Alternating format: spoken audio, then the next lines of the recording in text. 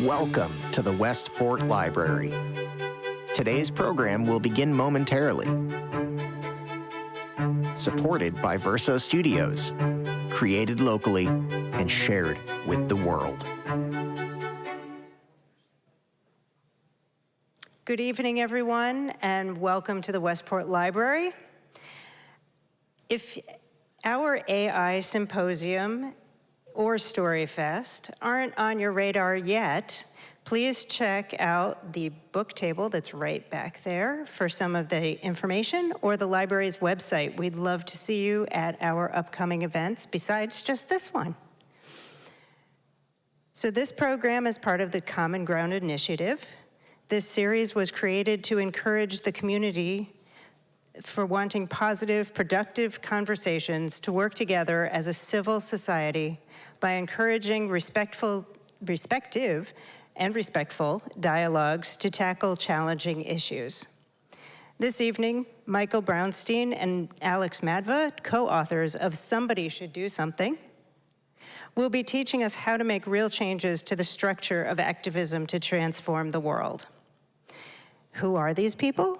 Michael Brownstein is the chair of philosophy at John Jay College and also a professor at the Graduate Center. His previous book is called The Implicit Mind. Alex Madva is a professor and director of the California Center for Ethics and Policy and co-editor of the book, An Introduction to Implicit Bias and the Movement for Black Lives. That's 2 books, sorry. Our moderator today is Sharon Suchotliff. She is a member of the Common Ground Committee, where she works to foster thoughtful conversations in Jewishness, anti-Semitism, and building bridges across divides. In her professional life, she is a partner at the global management consulting firm ZS Associates, where she leads work in patient centricity for the life sciences industry. She also co-authored a book, Reinventing Patient Centricity, which is the first book of its kind for the industry. She's also a fellow Westporter, just like you. So without further ado, let's give them all a round of applause and get them up on the stage.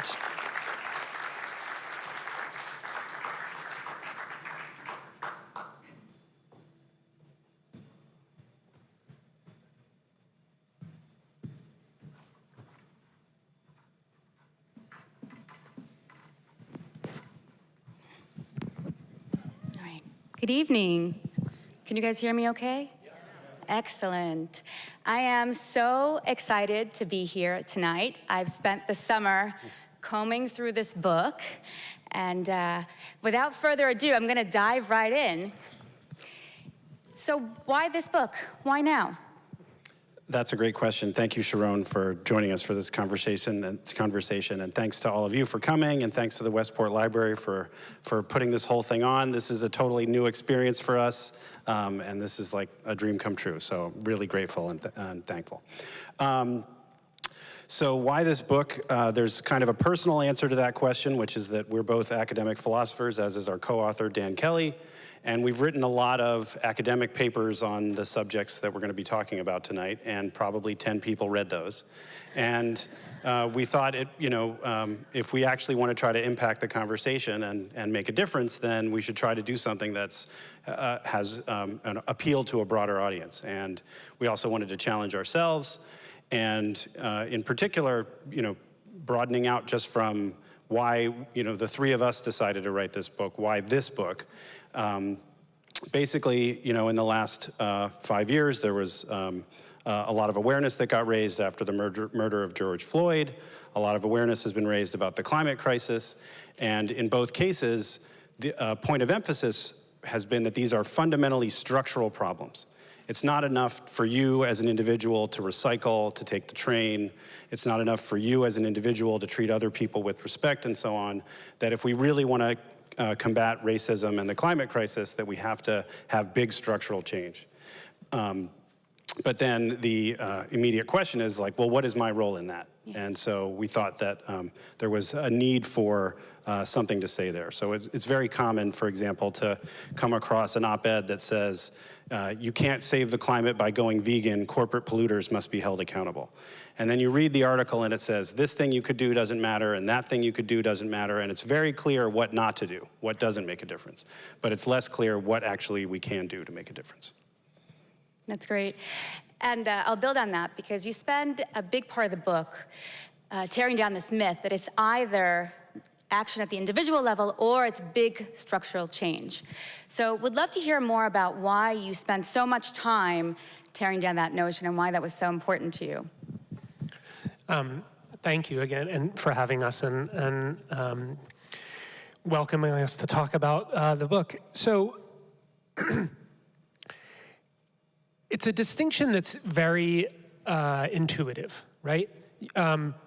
We can all think about making change in different ways, and there's a nice way of dividing it up where you can either think about what's in your backyard, in your own neighborhood, how you can make changes to yourself, to your own choices, your beliefs, or you can think about the institutions, the laws, the systems that organize our society. And we found ourselves in writing this book continually kind of falling back into this either-or way of thinking, that it's one or the other, even though really what we set out to do was to show why thinking in that way is problematic. And so there's three ways I would distinguish that it is problematic, and this is in some ways what the book aims to persuade readers of. One is a motivational problem. So I know how to recycle, I know how to ride a bike, I know how to be kind to people regardless of what they look like. And if those are all the individual things I can do, great. But now if you come along and you convince me that no amount of recycling or no amount of riding a bike is going to solve the climate crisis, or racism is written into the fabric of our society and it's part of our history and our institutions and our laws, and no amount of just me making decisions in my own life is going to fix that, then, as Alex said, it becomes very unclear what I can do, right? I know how to recycle. I do not know how to take down the fossil fuel industry. So one problem is when you think that the problems are systemic and structural, which we think they are, there's a worry that it takes them and puts them far away. It makes them abstract, and it makes it unclear what any of us as individuals can do about it. A second problem is that distinguishing between individual and structural solutions or approaches to change is on some level just incoherent. And here's us being philosophers and wanting to nitpick, but a simple way of putting that is just somebody is going to have to go change the laws and the institutions and the systems, and if it's not me and it's not you, who's it going to be? And so inevitably, whatever the change one wants to make, however high level or abstract or systematic it's going to be, some persons or group of people are going to have to get together and make that change. The third way in which the either or is problematic from our perspective is that it often leads to ineffective solutions. It leads us down dead ends. And so one example that Alex wrote about in scholarly work, but that we use in the book, is the problem that people face getting jobs if they have been incarcerated. So the name for this colloquially is the problem of the box, right? That when you fill out a job application, you have to tick a box that says whether you've ever served time. And one problem that is beyond just the way in which it faces everyone is that that the outcomes for people who tick the box are racially inequitable. So Black Americans face more discrimination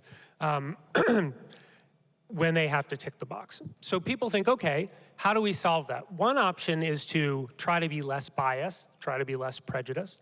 That's coded as an individual solution.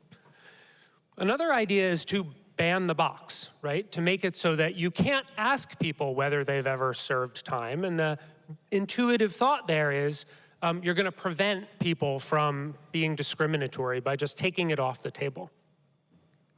Lo and behold, banning the box actually has the opposite sort of outcome than you might have thought. That when people don't know who has served time, they fill it in with their imagination, right? They think, well, I'm going to guess if this person has ever been incarcerated. And so racial prejudices then actually exert more of an effect on their outcome, on their choices.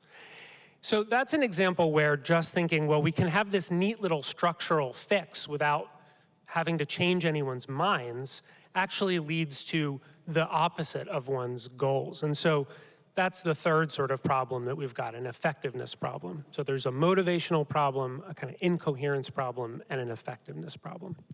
Let's talk a little bit more about that. One of the great examples that you have in the book is about what happens with housing vouchers, right? That it's not enough to make changes to the system, there's other things you have to do. Can you talk a little bit about that? Absolutely, yeah. So there are Section 8 housing vouchers that are available across the country, and there are not as many of them as there should be, but they're actually pretty generous. They really can help you help someone find a great place to live, except what people find is that often it's really difficult for people who receive those vouchers to either use them at all or to use them in ways where they can actually move to a better neighborhood and send their kids to good schools and live in environments that are free from toxins and so on. And so in some cases, even if you have the voucher, maybe a landlord won't accept it. Maybe they don't accept it because of the color of your skin. In other cases, you might just not know where, a certain neighborhood, and so you're not aware that there's a space that's available for you there. And so there's all these different kinds of gaps and obstacles in the way of using these vouchers effectively. And Raj Chetty and colleagues at Harvard, outstanding economists, did a study in Seattle where they created the position of a navigator. And this is a person who is basically like really good customer service. And it's a person who doesn't just hand you a packet and tell you this is what to do. It's someone who advocates for people with these vouchers and teaches them how to use them and makes phone calls to people, will reassure landlords that this person's not a problem and so on.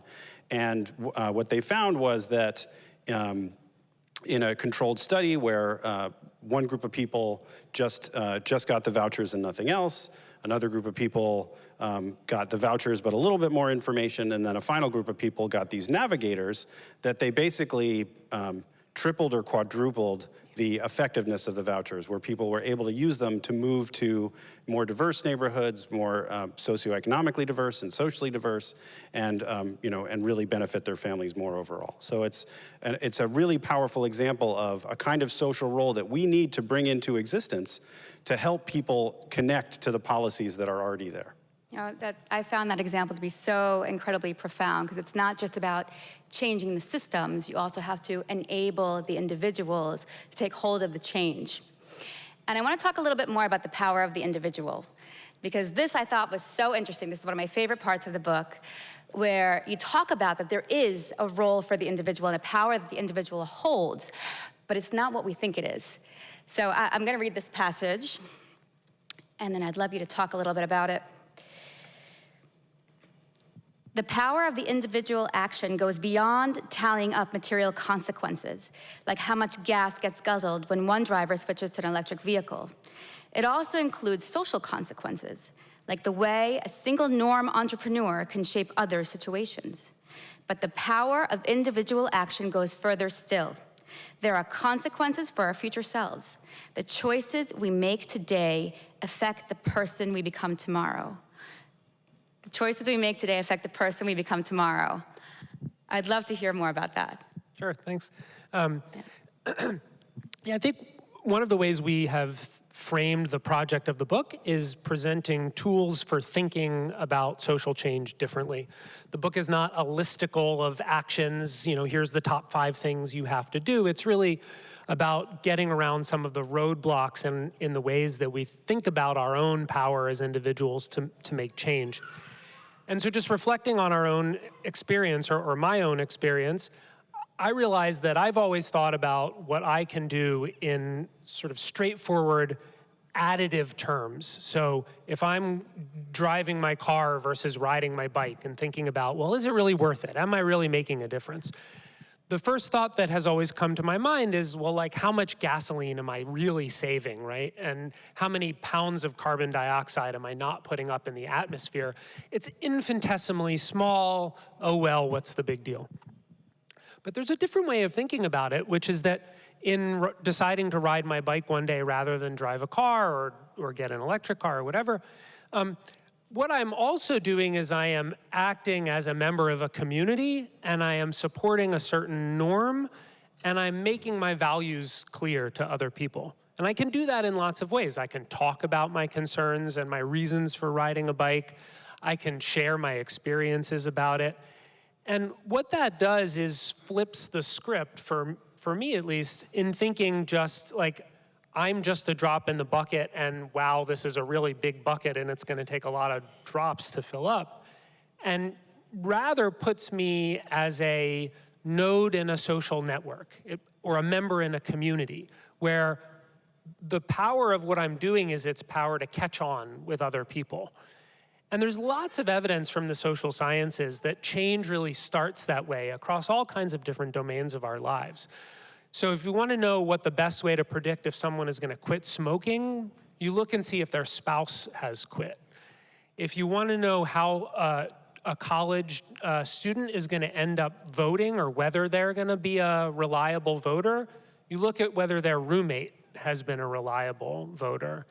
If you want to know who's going to put solar panels on their roof, you look in someone's neighborhood and see if a lot of their neighbors have done it. And these are all examples of what social scientists will call peer influence or peer pressure. But peer pressure has like a negative connotation, right? It's like doing things just because other people have done them.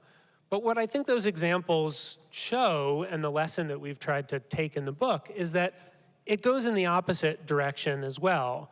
Each of us as an individual has the power to be the situation for other people, and to create the atmosphere that makes it more or less likely that they'll do one thing or another. And so that's one way of flipping the script on what it is to be an individual and how one can be an agent of social change, or a better agent than one already always is.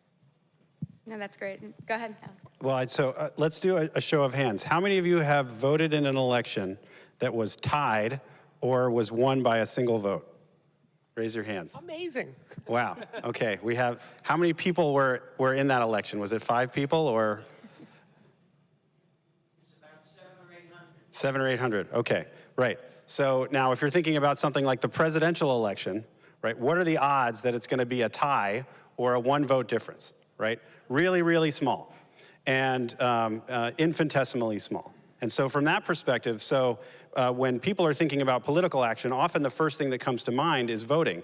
And so they might say, oh, well, don't worry about, recycling, just focus on voting. And it's like, it's funny because for academics, that's like the fundamental example of something that doesn't obviously make a difference. They call it the paradox of voting, because they're not sure why anybody bothers to vote, because the odds that you're going to cast the deciding vote are so small, right?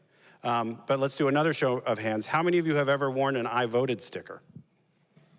Okay, well, why might that be, right? Maybe because you're not just thinking about voting as this specific action is going to have this specific outcome, I'm going to be the difference maker. But you're thinking about yourself as a norm entrepreneur. You're thinking about yourself as someone else's situation, and you're saying voting is important, right? And so that's you affecting other people, right? But then also, if you wear that I voted sticker, you're also saying, I identify as a voter. I identify as someone who supports democracy. I identify as someone who supports this process. And then you're more likely to go on and be more politically engaged in the future. So that's a way in which, the choices you make today can shape the person you become tomorrow. That's great. Yeah, I love you wrote, my choices are your situation. So, Alex, I'd love for you to talk about groupishness. Groupishness, yeah. So that's actually our co-author, Dan. He is the expert among the three of us in a topic called cultural evolution and gene culture evolution. And so one of the things that he really brought to the table and that we're really grateful for is an awareness of what's been going on in evolutionary sciences in the last couple decades. And so you might be thinking like, well, why are we talking about evolutionary sciences and to talk about making a difference? Well, part of the reason is that the research that's been coming out of that tradition, actually, and it also gels with all kinds of research coming out of different indigenous ways of thinking and feminist ways of thinking and all sorts of different Confucian ways of thinking about the world, is that it's kind of an intervention in what you might call a Western feature of the world. Before today's talk, Sharon mentioned Freakonomics, which is also one of my favorite podcasts. In 2021, they did an amazing series about America as probably the most individualistic country in the history of the world, right? And so we're very likely to think of ourselves we've been brought up to think of ourselves as isolated individuals, encouraged to pull ourselves up by our own bootstraps. Everything you get is just a result of your own hard work and not a result of what other people who supported you along the way. And what's coming out of the evolutionary psychology tradition is actually that we are incredibly interdependent creatures, that we fundamentally think of ourselves in terms of the social groups that we occupy. As a family member, as someone, the place where you work, as where you go to school. Some of you might be wearing, a T-shirt with the university that you went to tonight, and also our race and our gender, and that these are, the fact that we are part of a group is fundamental to who we are. And this also goes back to what we were just talking about in terms of, my choices are your situation, that we don't just think of ourselves as, if I go to a protest, I don't necessarily think my showing up at that protest, again, just like in the voting case, is going to be what makes the difference. And maybe I'm not showing up because I think I alone can save the world. Maybe I'm showing up for my friend who's showing up, right? And maybe they're showing up for me. And so what actually motivates us is our commitments to each other. Can I just say real briefly on that point? I think in conversations about organizing and social action and politics, typically what you hear is that our groupishness, or often referred to as our tribalism, is really dangerous, right? It's like the root of all bad things, that people are so tightly knit into their social identities because it can allow us to demonize people outside of those identities. And I think that's absolutely true. But part of the story that we want to tell in the book is that it's also the case that our groupishness is really at the base of a lot of the best things that human beings do, because it is at the root of our ability to form community and to show up for one another. And so there's a kind of tension there that's really an interesting one to walk. Absolutely, and I think this sense of community is why a lot of us are here this evening, right? To participate in this conversation as a community. There are so many great stories in the book, excellent case studies and examples. And I'm curious as to how you selected what made it in. Well, at first we didn't, and the original version that we submitted to MIT Press was way longer. And they said, do you want this book to cost $50? And we said no, and then we had to mercilessly cut a lot of sections. So, and it was also like a very messy process. Three people is a lot of people to co-write a book. And so every case study that went in there had to get filtered through a complicated process. But yeah, I mean, basically, many of the cases are focused on an American context, and we thought that, that's the context that we know the best, and so we didn't want to pretend to know more than we did or to speak about cases that we didn't know. So that was one of the deciding features. But we do at certain points try to venture a more global perspective and talk about a broader range of cases. But some of the cases that ended up on the cutting room floor were actually thinking about these questions in a more international context. I mean, I could add briefly. So sometimes the stories that made it in were ones that we just think are not well known. So for instance, we talked about a woman named Funmilayo Kuti, who was, if you're a fan of the musical genre Afrobeat, maybe you've heard of Fela Kuti. So Funmilayo was his mother, and she was a activist in Nigeria who was instrumental in bringing women's suffrage to the country. But what her story is really great for showing is the evolution of a person who all along wanted to do good, but went from thinking of good in very individualistic terms, like, how can I help the person in my house, to the people who work at my house, to my neighbors, to what we call a structural perspective, who really started to see how the levers of the economy and political economy and her culture started to work. And so her story is really inspirational for that reason. Other stories that we tell are more familiar, but often have a twist. So do many people, have many of you heard of the quote unquote crying Indian ad? Anyone ever heard of that? About half of, okay, so maybe a third of you. So it's one of the most famous public service announcements of all time. I'll describe it really briefly if you haven't seen it. It came out in the very early days of the environmental movement in the early 70s, and it was about roadside litter. The camera opens to a man dressed in traditional Native American garb, in a canoe on a pristine river, but pretty quickly you can see it's not so pristine. There's trash floating in it. And he pulls his canoe onto the bank and there's garbage around, and then you see that he's actually next to a highway. And all of a sudden someone rolls down their window and they throw a bag of trash and it lands right at his feet. And the man turns to the camera and there's a somber sounding voiceover that says that some people have an abiding respect for the natural world and some people don't. And then the famous line is, people start pollution and people can stop it. Now, lots of people know the ad just because it was so successful. By some accounts, it really helped to reduce roadside litter. What lots of people don't know, though, and this is why we included it, is that the ad was actually created by a consortium of corporate CEOs who were involved in, whose common ground was that they were making disposable packaging. So they were from bottle and can companies and chewing gum companies and so on.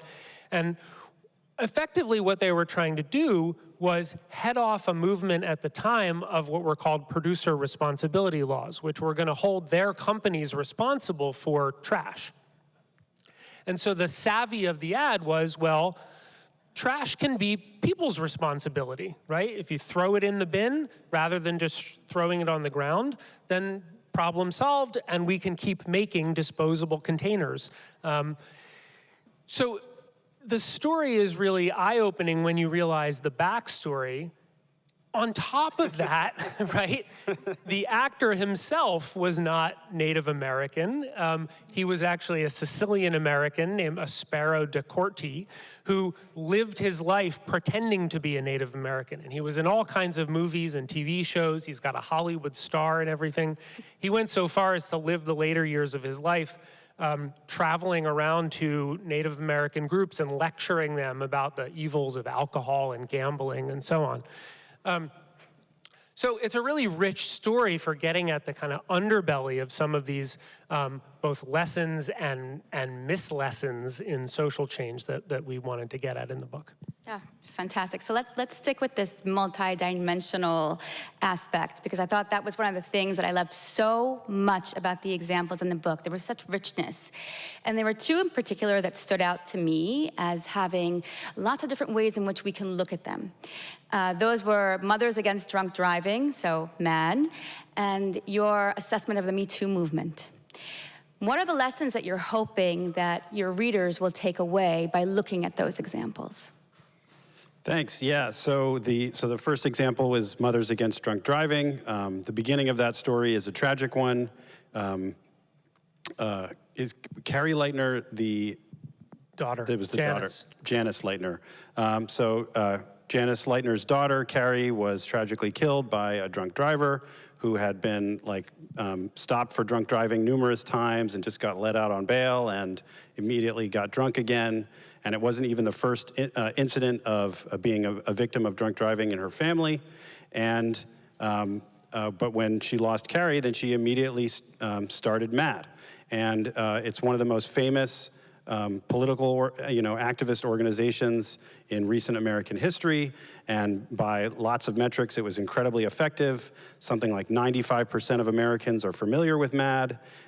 They were successful, for example, in raising the drinking age nationally to 21 years old, and really successful in changing norms around drunk driving, where it went just from being this kind of thing that you did, and there but for the grace of God go I, you would say, when you heard about an accident, to being something that's shameful, and to being something that is, social norms around it have really, really changed. So in that sense, it's an incredibly effective example of an individual making a difference. But part of what's striking about this case is that Mothers Against Drunk Driving was not its original name. It was originally called Mothers Against Drunk Drivers. And it had a kind of incredibly individualistic focus, where what they were saying, what she said exactly was, no one ever says, after a murder, there but for the grace of God go I. Drunk driving is the only socially acceptable form of homicide. And so this movement was springing up in the 1980s and the 1990s, and it basically piggybacked on the Reagan and Clinton era of mass incarceration. And so part of why the movement was so effective was that it played into American sympathies with blaming individuals for problems. And so, it didn't lead, for example, to as much kind of social support for people struggling with alcohol use disorder as much as it did stigmatizing people who had problems with drinking. So, on the one hand, it's a really powerful example of making a difference. On the other, it has this other side. And part of what's especially kind of ironic or interesting about this case is that in this case, individualism, the culture of individualism that we live in, was itself the background that allowed her to make a difference, right? If she had been, operating in a more kind of collectivist context, her message might not have resonated the way that it did. So in the book, we tell the story of MAD in the same chapter as we talk about Me Too, because what we're trying to say is that social movements can be incredibly powerful, but they can go sideways in all kinds of ways, and they can succeed or fail because of how they take an attitude toward individuals and individual responsibility, like Alex was just talking about with MAD. And they can succeed and fail because they take different attitudes towards social institutions and systems, and so we sort of juxtapose the Me Too movement to MAD, and here's how our telling of it goes. Me Too was obviously incredibly powerful. It caught fire like little else in our lifetimes. It brought quite a number of powerful people around whom there had been sort of open secrets for a long time down. It showed the power of collective speaking out and shaming when people have acted terribly. But one thing that Me Too seems not to have done is build a broader coalition around women's rights or around gender equity. And in some tellings, you could say, it helped to generate a backlash to feminist priorities more broadly. So there are some really unsettling data out now showing how average Americans' attitudes about sort of key questions of gender equity, like, is a woman's place in the home, have actually gone backwards comparing now to, say, the mid-aughts or various times before Me Too. Now, I think it's not fair to blame Me Too for that reversal in attitudes towards gender equity, but it seems plainly the case that it wasn't enough to push the culture in the broader direction it was trying to go. Why not? Well, one reason might be that it was excessively focused on individuals, right? On bringing down bad actors rather than changing laws and institutions that would promote better equity. Another is that it seemed not to be able to create coalitions with other social justice endeavors. And so one story we tell in the section on Me Too is the story of a woman named Tarana Burke, who was a social justice activist in the Bronx for many years, who had been running what she had called Me Too workshops for 15 years before Alyssa Milano's tweet that started off the Me Too movement. And her workshops were for victims of sexual assault, but they were directly connecting both the issues around sexual assault and gender equity for fights for racial justice. And she was elided from the movement. Nobody ever knew about her or paid attention to her work. And so we point to that as a missed opportunity, an opportunity to grow a broader coalition around the fight for social justice that may have limited Me Too's potential impact. I would just add to that as well that, so I mean, Me Too was a viral movement where lots of people were tweeting. And it was definitely a sort of early entry in, thinking that just by posting something on social media, you're an activist, right? And the things we post on social media matter. I would never say that they don't matter. They are important. They can establish social norms and build social trends. But if people think that that's all that they have to do, then they're seriously misguided. And so the hard work would have been building a coalition with folks like Tarana Burke. And it's, again, without necessarily blaming Me Too for the setbacks that we've seen, it bears noting that like a majority of young Democratic men think feminism has done more harm than good. And so how do we find ourselves in that situation, and what can we do to push back against it? Yeah. So coalitions, it's hard, right? And especially in today's world where we live in an increasingly polarized society. So how do you do it? What can make a coalition stick? Well, I'll say one thing quickly, just building on something Alex just mentioned, and then he might want to add. But another story we tell in the book is the story of Chris Smalls, who was the labor organizer, who was the sort of one of the leaders of the first successful effort to unionize an Amazon warehouse. He did it in Staten Island. And he's got a really interesting background, but the feature that's relevant to this question, because he needed to build a coalition of people supporting the unionization effort, was precisely that he rejected the online aspects of organizing that Alex was just talking about that were so much a part of the Me Too movement.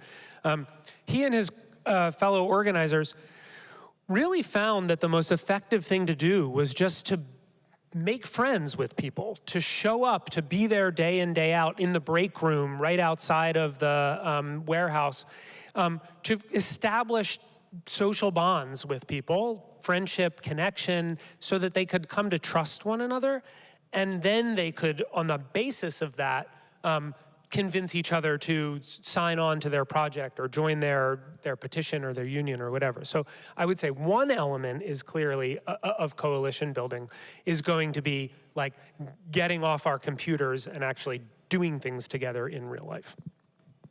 So shortly after Donald Trump was elected the first time, there was the Women's March, and that was meant to be something that represented all women, right? But one of the organizers of that march was asked, that was pointed out to the organizer, the largest groups of organized women are actually in unions. So what does the Women's March have to say about unions? And the organizer said, that's actually not my issue, right? And what the journalist, I think Jane McAlevey, who was reporting the case, said, that idea, that's not my issue, is what's wrong with this country, right? Where you think, I have my issue, this is the thing I'm working on, I'm gonna try to work with people to get that done, right? And so, so coalition building means we have our movement and we support yours. That's actually a quote from Patricia Hill Collins, where there are things that we're trying to get, there are problems that affect us directly that we're trying to address, but fundamentally we understand that we can't address those problems unless we work together with others to address the problems that are harming everybody. And so we're definitely not trying to paint a rosy picture in the book where like coalition building is easy. You know, part of the challenge is that you've really got to sort of straddle these two aims. On the one hand, we have to recognize that we're all different. We have to recognize the different kinds of struggles and privileges that people have. But on the other hand, we have to try to find solutions that work the best for the most people.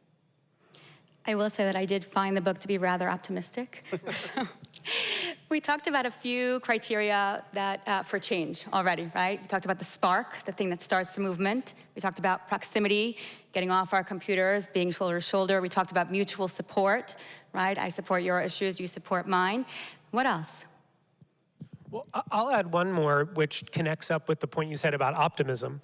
So we've been doing a few of these events and talking to people for, you know, radio and podcasts and so on. And the number one compliment we get on the book is that it's optimistic. And every time someone says that, there's a little part of me that cringes. And I want to try to explain why, and I think it's actually relevant to this question about building coalitions. On the one hand, I think when people say it's optimistic, I think what they mean is that it's forward-looking. It tries to talk about what we can do to make the world a better and more just place. And I'm fully happy with that. I want to own that.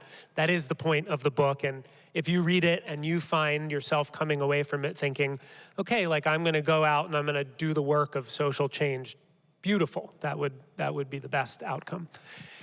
There's another reading of optimism, which is that like I'm gonna put my money on things getting better. And that's the part that makes me cringe a little bit, because I can't predict the future. I don't know if things are gonna be better 5 years from now, or 10 years from now, or 15 years from now, or worse. I mean, I think there's lots of reasons to be really scared about the direction of our country and the direction of our world. And I'm a little uncomfortable being painted as an optimist about it. But at the end of the day, I think the question of optimism doesn't matter, because you're in the situation you're in, and the only option is to try to do whatever you can do to make it better, to do the work, as they say in therapy, right? And I think the way this connects up with the question of coalitions is that I think, in addition to what we've already said, one of the reasons building coalitions is hard is because it's slow. It takes time. It's grinding and boring. A lot of it is just like the chit-chat around the water cooler, and not the beautiful, glorious, changing the world, romantic ideals we have of being someone who like works for justice.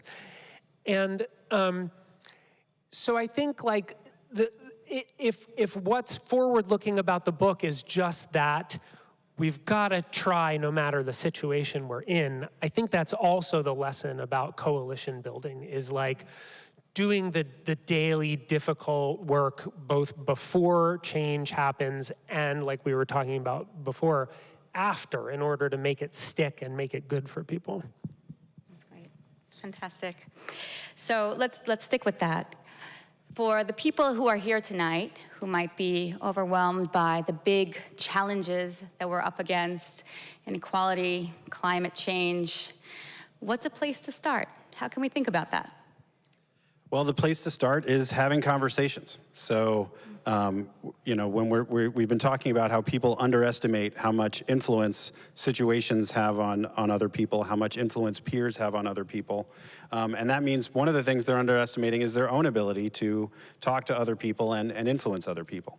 So one of the ways that this, the evidence for this shows up is in what's called pluralistic ignorance.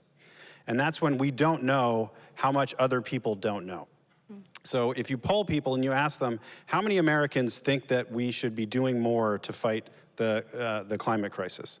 They'll estimate that about 1/3 of Americans think that we should be doing more, okay? Actually, it's 2/3 of Americans that think we should be doing more. So that people have it exactly backwards. It's 2/3 rather than 1/3, right? And so the problem there is that we don't know. And the reason that we don't know is because we're not talking about it. And part of the issue here is, if you're chronically online, you might think that we're always just screaming at each other all the time and that we're just yelling at each other. And so you might, when you sit down for the Thanksgiving dinner, or when you are like, I'm just thinking about what are the holidays coming up? Halloween's coming up. I don't know if that's a great time to talk about social change, but why not? Thanksgiving. Yeah, Thanksgiving for sure. You might think like, I'm just going to be nice. I'm just going to go along to get along, right? But then when you and when you show up and you're avoiding having those difficult conversations, those are opportunities to find out that the person across from the table actually agrees with you more than you realize. And then there's an opportunity about, well, what can we do together to make these changes happen? And so although there might be an impression that we're all just screaming at each other, the problem today is still the same problem that it was yesterday and the day before that, which is passive bystanding. People are not getting involved, right? More people voted in the 2020 election than had ever voted the 2020 presidential election than had ever voted in an election before. But there were still 80 million people who could have voted but didn't, right? So that's, and the way to start making that difference is to start talking to people, right? And wearing those I voted stickers too. That's great. So starting to talk. We have just a few minutes left, and I promised we'd play a little game. So for the last few moments, we're going to play a lightning round. There are many concepts and phrases in the book that I really enjoyed. And so I'm going to call out a phrase, and I'd like you, as quickly as you can, explain what it means and why it matters for change. So we'll start with the first one. Allegedly irrelevant.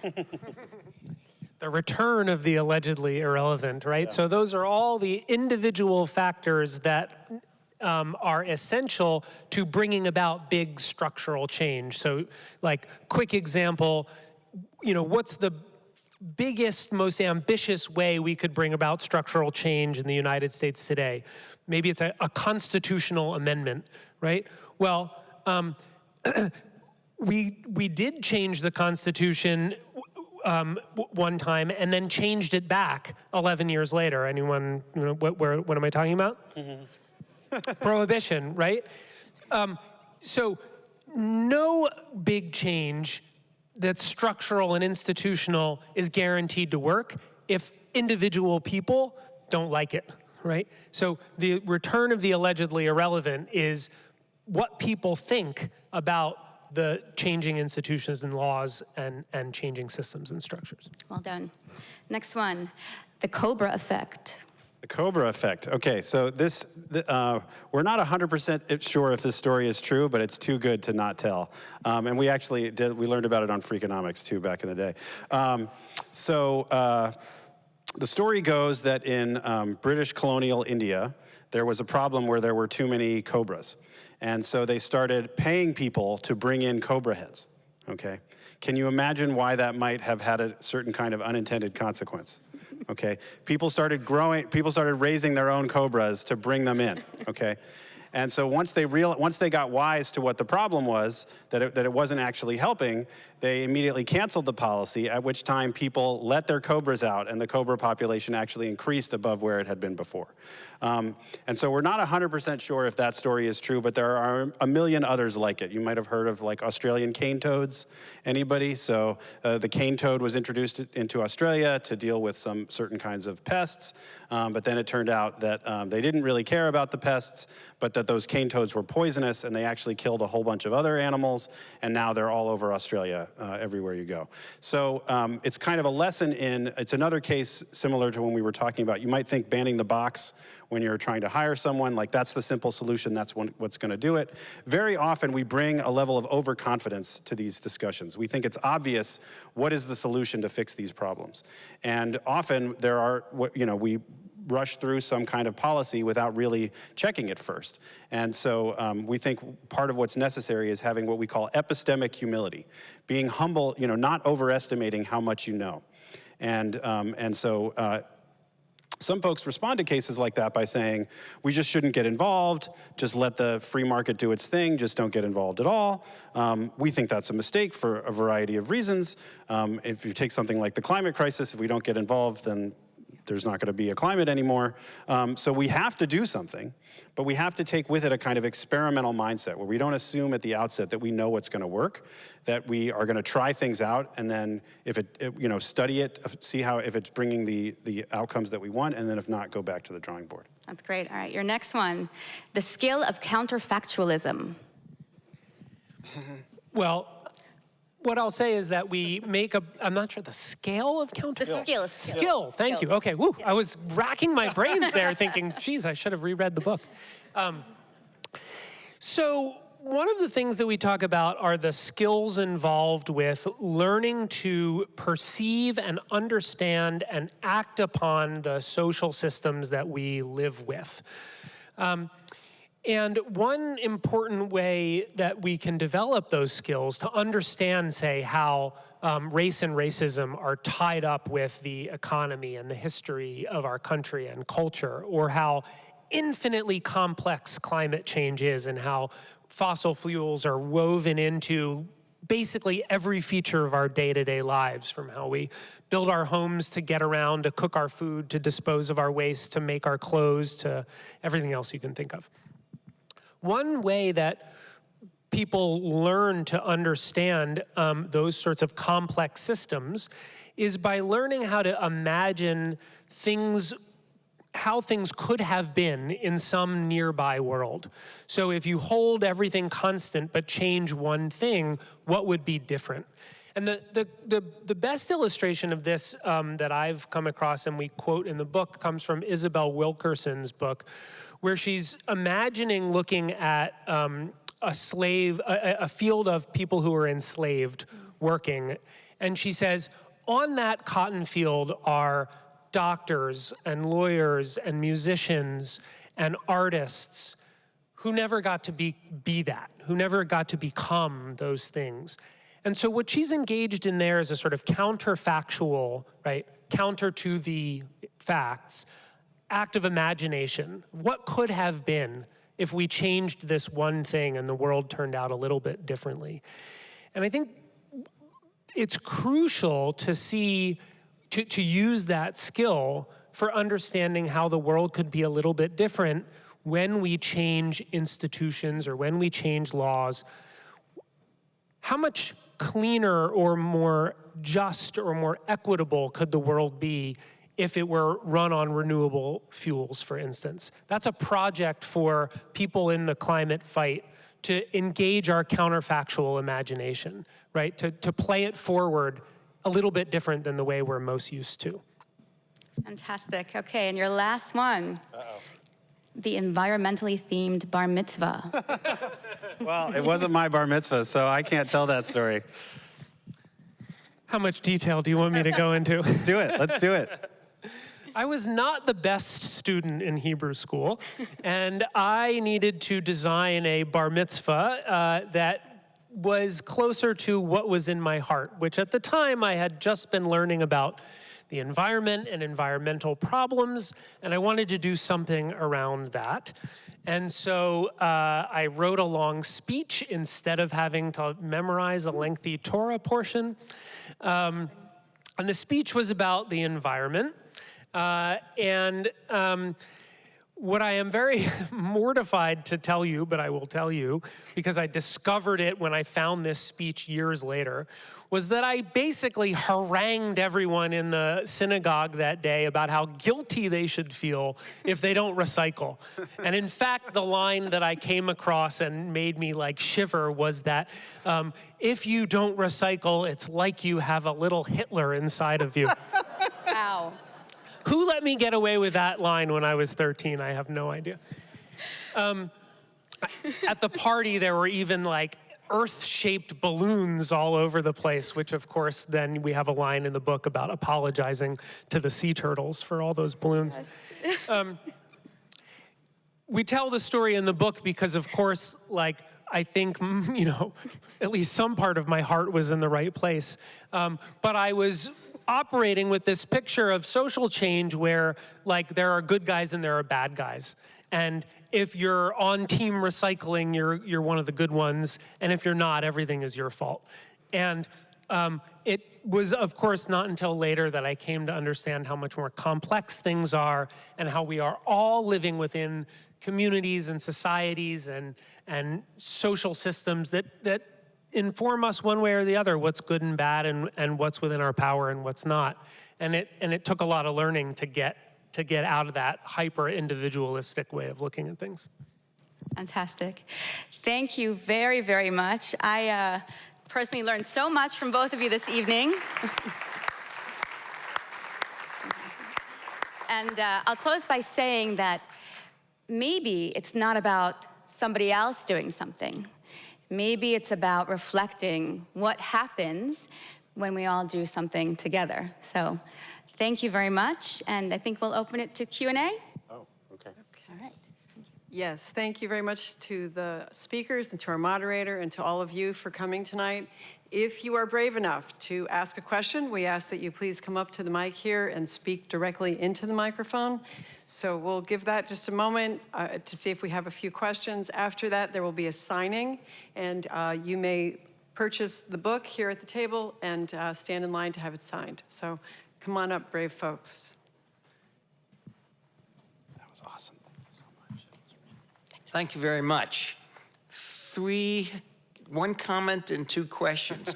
Somebody must have been listening. You sound like a philosopher. Somebody must have been listening to my wife, because after she watches something on the news, she turns to me and says, somebody should do something. And so thank you for doing something. The second is, because you're aware that everything has consequences, I'm intrigued by the way you're dressing. And I know that you gave thought to the variety of ways and messages that sends, and I'd love to hear more about that. And the third was around the issue of social change. And I had learned that social change is like a slinky dog. And when you pull the head over, you create a dynamic tension. And the idea is that eventually the backside of the dog will catch up to where the head is. However, the person who initiates social change always gets killed off. And I wondered whether that's a concept that is still relevant or whether that has been disproved. Well, I mean, I would love to take more credit for the dress decisions. I was driving over from Rhode Island today, I was staying at my sister's in-laws, and I locked myself out of my rental car and then rushed to get changed on the I-95 rest stop before coming over here. So it was pretty much what was at the top of the thing. But then when I put it on, I was like, oh, it's like red and blue. I remembered Hillary Clinton's concession speech in 2015. She wore purple as a symbol of unity. And so I thought, oh, this kind of looks intentional. So yeah, I mean, the slinky metaphor is really striking. I thought, I mean, maybe this was part of it implicitly, because it's notoriously, if you stretch the slinky too far, it breaks. And it doesn't sort of snap back together again. And so I think in lots of social movements, there's a kind of vanguard that's really trying to push the envelope, really trying to get everywhere all at once. And then there are folks that are, a sort of moderating conservative influence on it as well. And I think, in any given case, how to navigate that challenge is going to vary. But it's definitely, I think, there are virtues to both sides so there's, famously, conservatives and libertarians like to talk about Chesterton's fence, which is the principle that if you come across a fence and you're like, I don't want that fence, I'm going to tear it down. Maybe before you tear it down, figure out why it's there in the first place. So I think there are a lot of kind of collective insights that we have carried over time through tradition, and we don't necessarily know that they're insights. They're just kind of the water that we're swimming in. And so, but similarly, there's a need to make change, and so those folks at the vanguard are also really important. And then, yeah, we want to have a good slinky that continues moving down the steps without tearing apart. I mean, I'll just add, I guess, I hadn't heard the slinky metaphor, but I like it. One thing that Alex said that came to mind is that we're all probably familiar with the concept of tipping points, right? That there are these moments when people are, people may have been trying to create change for a long time, and seems like nothing's happening, and seems like nothing's happening, and then all of a sudden something happens, right? There's two lessons there that I think often we miss, and that we write about in the book. So one is that in some cases, the kinds of tipping points that we should be pushing for are the ones like I just described, where all of a sudden there's like a spiraling up of dramatic change. So there's all kinds of familiar examples there, like the cost of solar panels going way, way down, or the change in people's attitudes toward gay marriage in this country, right? If you look at the broad sweep of history, that change went incredibly quickly and seems to have reached a tipping point. But there are other cases, and this is the thing that's less often noticed, where the kinds of feedback processes we should want are where change is stopped, where traditions are conserved, and that is also like the work for social change entrepreneurs to identify what it is around us that we need to like embrace. And so right now, I would say like the rule of law and the basic tenets of democracy are prime examples. And those are examples for people who want to like fight for social justice, but it's not quite in the same vein as like, we need to go about and change everything. The other thing I would just say briefly about tipping points, and I'm not sure how much this works with the slinky metaphor, but you can tell me if it does or it doesn't, is that like one reason it's hard to keep at it is because we never know how far away we are from the tipping point, right? It could be years or decades off into the future, the payoff for all the work that we're doing. And it's hard to maintain motivation without knowing when you're going to get there. But the flip side of that is the change could be right around the corner. Right? It could always be tomorrow. And we don't know that either. And that's a story that helps at least me like keep in it and keep at it. That's the optimism. Michael, you said you weren't necessarily optimistic, but that you were forward-looking. So humor us. January 20th, 2029. Look forward and tell us where we are. Zoran Mamdani is sworn. No, I'm just kidding. I live in Brooklyn, so he's on my mind a lot. I'm not sure. I mean, here's maybe one part of the answer that I'm somewhat hopeful about, but I think is realistic, and this is just now gonna be nested in my own politics. And I should say that the whole book is really meant to be informative to people, whatever their political beliefs or priorities. It's not just a book for lefty progressives. But I myself am a lefty progressive, maybe big surprise, maybe given how I dress. And one big worry I have right now about and now I say our, which is to say like people from the center to the center left to the progressive world, our ability to push back against the decline in democracy, and I think what's really truly an authoritarian threat, is that the Democratic Party, capital D, is incredibly unpopular. It's not presenting a vision or an organization that almost anybody feels very good about. And so if I'm looking forward to the next inauguration and the way that I want it to go, it's because not only have Democrats ridden like what's inevitably going to be the thermostatic reaction to Trump, or created, what political scientists would call a negative coalition, which is to say, like, we got to just get rid of that guy, but that the party has actually coalesced around some vision that people feel good about. And I don't know who that is or exactly even what the tenets of it are, but I think that like people who want to resuscitate or rejuvenate or see American democracy flourishing really need something that they can believe in and think that we're together on, and that the future is brighter because we work for that. And so details to be determined, but that's sort of where I want to see us in 2029. Well, since nobody else is asking a question, I'll ask a question of Alex. To what extent is Trump the cause or the result of where we are today? That's a really good question, but that's also exactly the kind of question in the book that we would want to take a both-and approach, where he's in some ways he's a singular figure, and in other ways he's part of a trend, and he's as much an effect as he is a cause.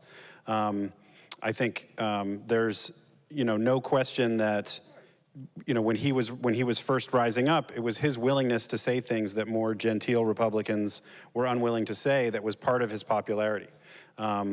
And his willing to just go there and to he would hold these rallies and just find where the applause lines were and then lean into it, whatever the consequences were.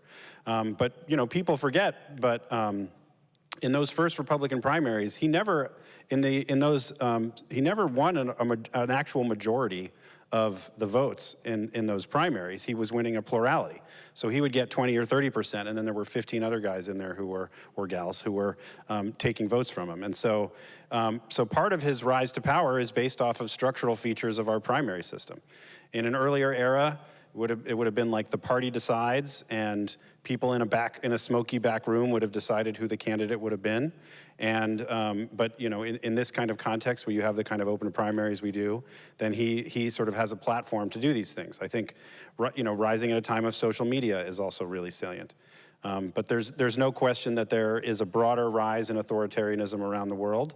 But it's taken different shapes in different places. So, when I'm thinking about January 2029, I'm thinking about, for example, Brazil, where they elected their own Donald Trump-like figure, and he was just convicted of trying to overthrow the election and other crimes.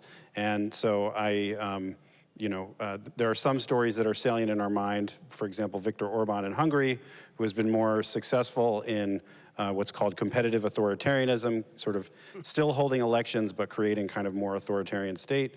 But then there are others that have gone a different way. And so I think there is some room for optimism in thinking that the American situation might be more like Brazil's than it is like Hungary's. Yes, thank you. My name is Dennis Wong. I'm a Rotarian. And one of the things you just alluded to, this whole idea of polarization. Just wondered in your books and your studies, the need and how do we build trust between each other so that we can actually, again, talk with each other and also resolve, issues that concern everyone. And so I just wondered, again, people being trustworthy and dealing with trust. I love that this is called the Common Ground Initiative. It's because I think that's having a kind of common ground mindset is really, really valuable. This is not an example we talk about in the book, but it's an example we've talked about in other places, that the research is really clear that if you're meeting someone from a different social background for the first time, someone who sees the world differently from you, if you can just find any trivial amount of common ground with them, then that interaction is more likely to start off in on the right foot and then unfold in positive ways. Even if it's over trivial things like apples versus oranges, correct answer is oranges. Or if there's a sporting team that you like, go Birds. That's not gonna help us much here. But any kind of silly thing like that can sort of give you a sense of like, okay, this person is different from me. I'm excited to learn about them and their perspective on the world, and sort of take a learning mindset to this interaction, but I recognize that there's something that we share in common as well. Okay, thank you to everyone for coming tonight. We appreciate it. Thank you all so much for having us. So grateful. Sharon, you're amazing. Thank you so much. This is so cool. So grateful to all of you for coming. Thank you so much. Thank you.